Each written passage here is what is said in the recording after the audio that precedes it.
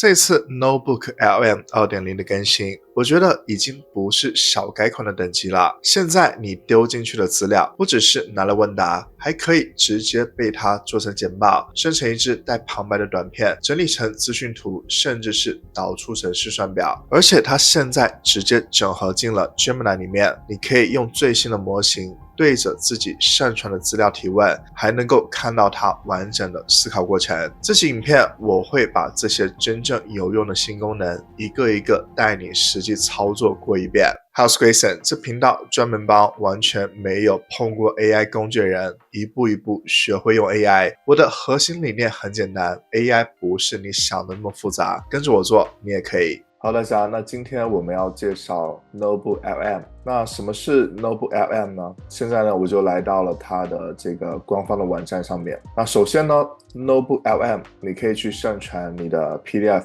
网站的内容、YouTube 的影片，包括它的音频文件、Google 文档，或者是你的 Google 的幻灯片。它的核心优势呢，就是 Notebook LM 它会帮助你总结要点，然后呢，你可以将不同的主题去关联起来，然后呢，它会用简单易懂的语言来解释复杂的概念，来帮助你加深理解各种主题。然后呢，你也可以去提问它，就像是现在那些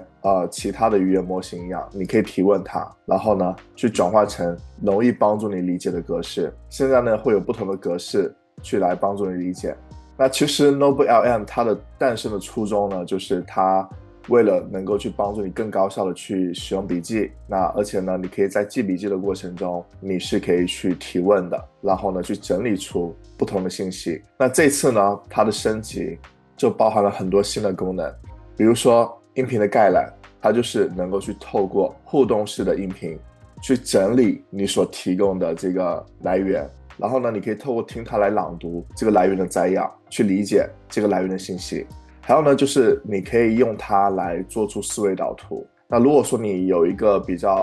有好多复杂的资料，你想要让它去帮助你整理出思维导图，那它呢是能够去帮助你做到的，而且是能够去理解不同主题的脉络的。然后呢，就是报告，你也可以让它去帮助你去生成报告，它会根据你提供给它的来源，它会整理信息，然后呢，就会帮助你去根据你想要去达成的这个效果去做成报告。然后呢，有抽认卡，就是呢，根据你的来源可以去做出一个学习的辅助工具，来帮助你加深记忆。接着呢，就是你也可以去把一些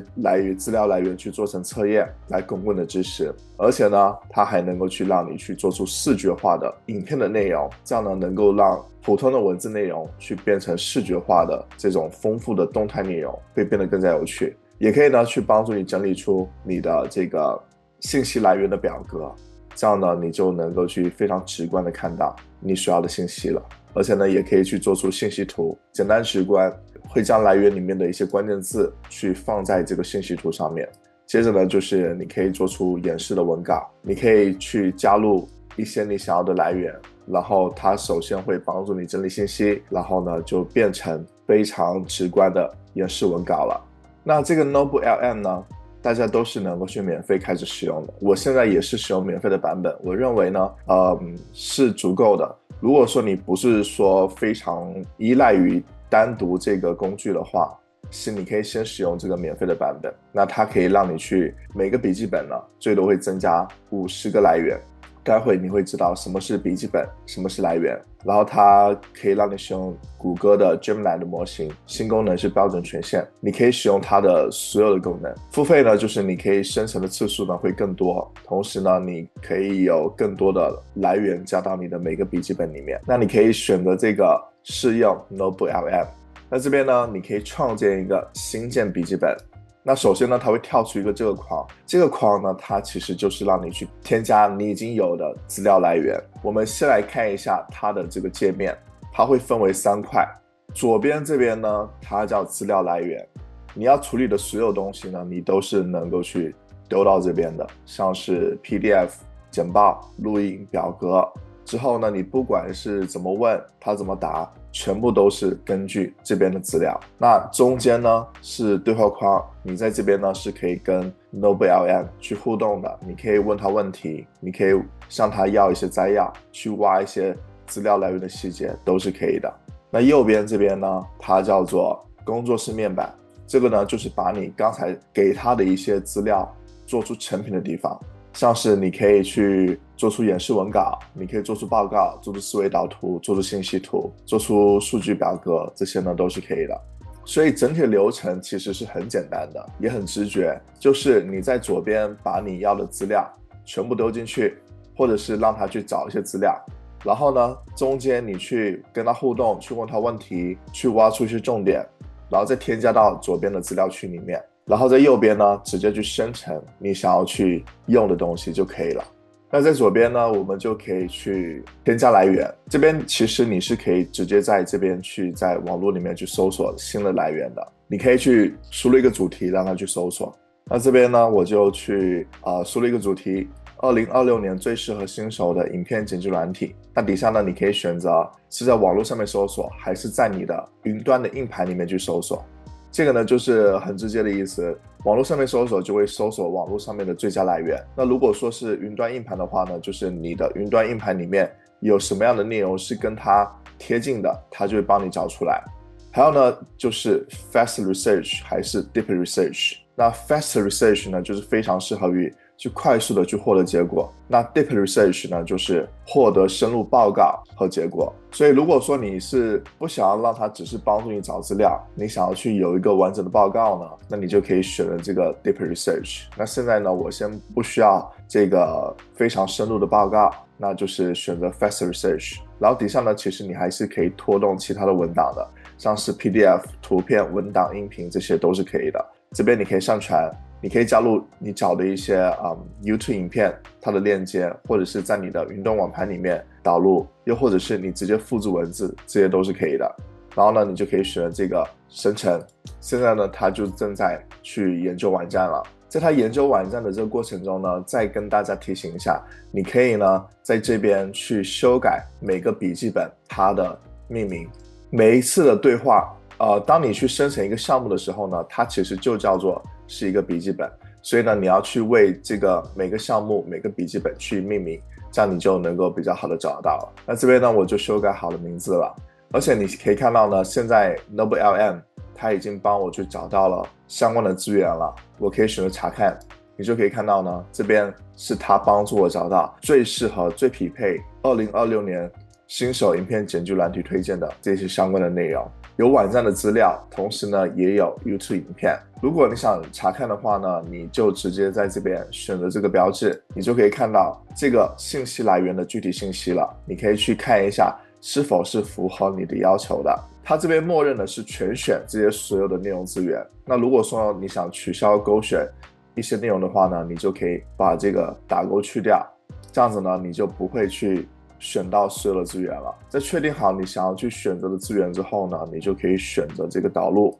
那这边呢就导入了所有的资源了。那在导入所有的资源之后呢，我们需要来到右边的对话框里面了。那第一个步骤呢，你需要点击这个配置笔记本 ，OK， 你要去定义这个对话目标、风格还有角色。那我推荐大家呢是可以选择这个自定义的。这个自定义呢，就是它能够在每次给你回答的时候呢，都会围绕你的具体的目标，它不会答非所问。这个概念呢，其实在你使用 ChatGPT 或者是 Claude 那些专案里面的设定呢，也是差不多的。那这个是我看到其他博主他推荐的一个自定义的内容的范本，大家呢也是能够去参考借鉴一下的。主要呢是修改这个目标。那选择回答长度呢，你就不需要调整了，先默认再说。如果说你想和他去互动的话呢，他这边有一些推荐的这个问答。那如果说你想就是问其他问题也是可以的。比如说在我第一次和他互动的时候呢，我就会先问，根据目前已经有的这个内容是否有遗漏的，还需要补充其他的额外资源吗？然后呢，他这边就会开始分析了。他这边已经告诉我资料已经非常全面了。然后呢，如果说要实现最适合新手并且完全可执行的话呢，在这3个方面呢是有遗漏的。所以呢，他就告诉我这些遗漏点的原因是什么，然后建议我下一步应该去怎么去寻找这些内容。比如说我可以让他去搜索这个或者是这个话题，那我觉得我可以去搜索这个，它刚好底下有提供这个内容，我可以直接点它，那现在你可以看到呢，它就帮助我把信息整理出来了。接着呢，我可以选择这个保存到笔记，这边呢它就去生成了笔记了。之后呢，我就可以直接使用它了。然后呢，最好的方式呢，就是在保存完笔记之后，你把这个变成转化为来源，这样呢，它之后的对话就也会根据这些内容去进行参考。在底下呢，你还可以继续问，它也会提供给你一些可能潜在你会需要的一些问题内容。比如说这个，我可以继续问新手如何建立 AI 生成素材的合规纯正流程，那也是很快的，你就可以看到呢，它就帮助我去生成一个非常完整的信息了。我也可以呢选择去复制或者是保存笔记，再把笔记转化成来源，这样子能够去丰富我的来源库。接下来呢，就到了 NobleLM 最核心的部分了，就是右边的这个工作室的控制面板。这次的更新呢，就是让它从一个单纯的问答机器人变成了一个你能够真正做出成品的一个平台了。那首先呢，我们就讲这个音频概览。那音频概览呢，它是能够去帮助你把枯燥的文件去变成两个主持人自然对话的形式。首先呢，你需要去点击这个按钮，在这边呢，你可以选择去让它生成的一个格式，你可以选择深入探究。这个呢，就是像两位主持人之间有生动有趣的一个对话，是能够在解读和关联来源中的主题的，或者是简短摘要。这个呢，就是能够帮助你去快速的了解来源的核心思想。还有呢，就是评论，对于来源的专家评价，一再提供建设性的反馈，来帮助你改进内容。还有呢，就是辩论的这个格式，就像两位主持人思维缜密的辩论，来阐明来源的不同观点。这边呢，你可以选择语言，它是有中文的，中文简体、中文繁体都是有的。然后呢，你可以选择时长，这边呢，我就建议大家可以选择默认。然后来源呢，大家可以选择全选，或者是说呢，你不全选，你就单独选几个你想要去让它做出根据的信息就可以了。然后再点击确认。这底下呢，你可以选择 AI 主持人在这期节目里面应该去重视哪些部分，这样呢，它就会根据你提供的这些内容，它会有个侧重点，底下呢也会有一些它给你的一些提示，比如说性价比的对比，你看它就能够去直接帮助你去做出这个比较完整的提示词，然后呢再选择生成就可以了。那现在你可以看到呢，它就在生成这个音频的概览了，大概几分钟的时间可以生成好。那我给大家听一下它的这个内容。在2026年的今天，如果你为了省钱跑去下载一款主导完全免费的剪辑软体，结果最后却让你整个频道的盈利功能被彻底拔除，这听起来超荒谬的，对吧？确实听起来很像诈骗。对呀，但这其实正是目前无数新手创作者正在踩的坑。所以就像大家刚才听到的，就像是两个人在自然的对话一样。所以这个功能呢还是比较神奇的，大家也可以做成一种内容形式。接下来呢就是这个演示文稿了，它就是呢能够去直接从资料里面去生成简报。那也是一样的，你可以点击这个箭头标志，你可以选择去让它生成是详细的这个演示文稿，它就是一整套包含全文详细的演示文稿，非常适合于你去透过邮件去发送，或者是单独的阅读。还有呢，就是演示用的幻灯片，这个呢就是简单直观的幻灯片，会附带一些介绍的重点，在你演讲的时候呢，是能够去提供这个全程的支持的。你也是一样呢，可以去选择这个语言的，这边呢也可以去调整来源。接着这边呢，你可以去描述一下你要去创建什么样的演示的文稿，比如说你的受众，你想要的风格，你想要去让它侧重的一些方面，这些呢都是能够在这边去告诉 NobleLM 的。这边呢就给大家看一下 NobleLM 它去生成的这个简报了，你可以看到呢是非常的详细，同时呢风格是统一的，你呢是可以直接去开始使用的。如果说你想要去修改的话呢，这上面是有修改按键的，在底下呢你可以去用文字去告诉他你要去让他去修改哪个部分。比如说你想让他去修改这个图片，那你可以直接在底下说，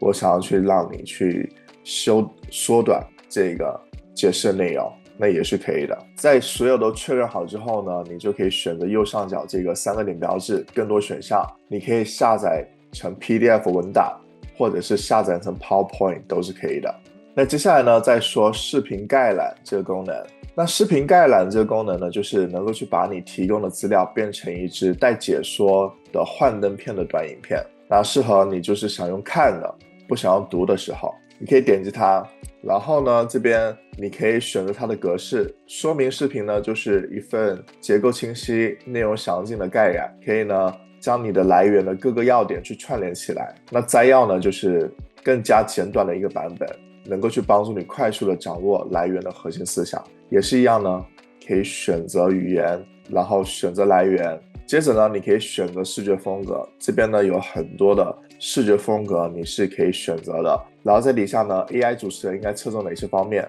你也可以选择去给他一些提示词，让他有一个侧重点，这样子呢，你就能够让他知道你更想要展示哪些方面，然后呢再选择生成就可以了。那这边也给大家看一下这个它生成的这个视频概览，你可以看到就是一个这样的画面，它是既有画面，同时呢又有这个音频的，所以呢还是非常的这个丰富的影片内容。OK， 那接下来呢我们讲一下这个思维导图。思维导图呢，就是能够去帮助你把所有的资料来源整理到一张图上面，让你在深入研究之前呢，你会先知道哪些内容它是值得你花时间的。你可以点开它，在这边呢，你可以选择来源，然后呢，你再告诉他你想要的这个主题是什么，你想要它去怎么去生成这个思维导图，然后呢，再选择生成就可以了。它这边呢也会有一些提示来告诉你怎么去提供这个提示词，比如说创建一份思维导图来帮助我学习第一次世界大战的起因。那比如说这个就是我做好的一个思维导图，然后我可以点击这个按键，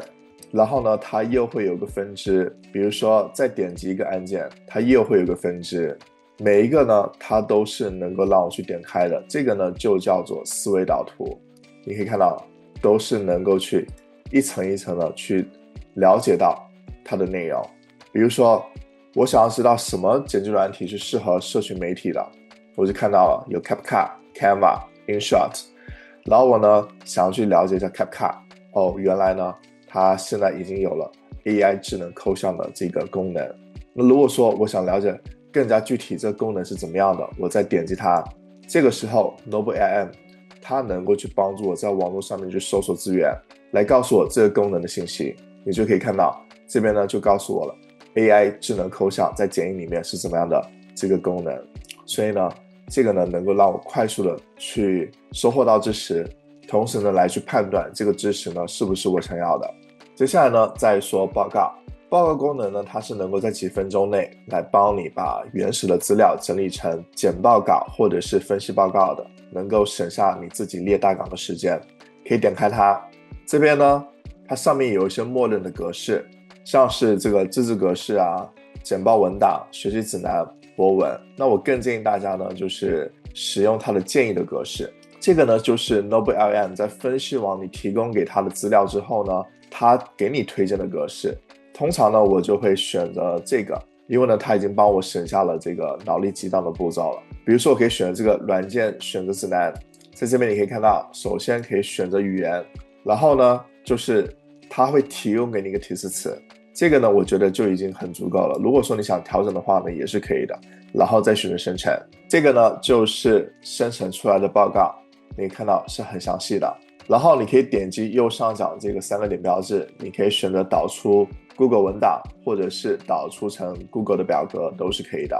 接下来呢再说闪卡。那闪卡呢就是来帮助你记住一些关键的术语还有事实，适合你在考试前的复习。你一样可以去点击这个按钮，在这边呢你可以选择卡片的数量，它是有标准的，更少或者更多。还有呢你可以选择难度等级，然后一样你可以选择不同来源。接着呢你可以在这边去做出提示，比如说抽认卡它必须是限定于某一个特定来源的，或者是抽认卡它必须专注于一个特定的主题，又或者是卡片它正面的内容呢是需要简短易记的，然后呢再选择生成。那测验方面呢也可以点击这个按钮，在这边呢也可以去设定你的问题数量以及难度等级、来源，还有呢就是主题应该是怎么样的。比如说这个主题呢必须有30题，或者是这个主题必须专注于某个重要的概念，这些呢都是可以的。再选择生成，那这个呢就是闪卡了，那它会给你一个提问，然后你就自己可以去回答这个问题，然后呢你可以选这个查看答案，在这边呢还可以去解释这个答案，都是可以的。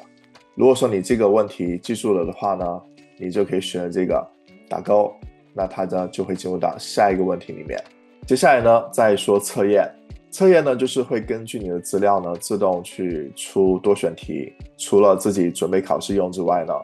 如果说你在进行团队的内部训练，这个时候呢也是能够去拿来和大家进行互动的一种题目，你可以测试一下大家对于这方面的知识的了解怎么样，省下了自己去出题的时间。那这个呢就是 NobleLM 来帮助我生成的这个测验了，在这边呢可以选择回答的答案，比如说这个，那他就告诉我，我选的不对，正确答案是这个，然后呢附带一句话的解释，这样呢就能够去让你非常好的去记住某些的观念。接着呢再说这个信息图，那它呢就是能够去把资料整合到一张视觉化的图上面，你可以选这个按钮，这边呢一样，你可以选择语言，然后呢你可以选择这个你想要做成横向的、纵向的还是方形的这个信息图，那这边呢你也可以选择不同的信息图的风格，然后呢详细程度怎么样的，有简短、标准还有详细，以及呢它的这个来源。底下呢你可以去描绘一下你想要去生成什么样的信息图，比如说你可以指定你的风格、指定颜色，或者说你要强调的一些方面，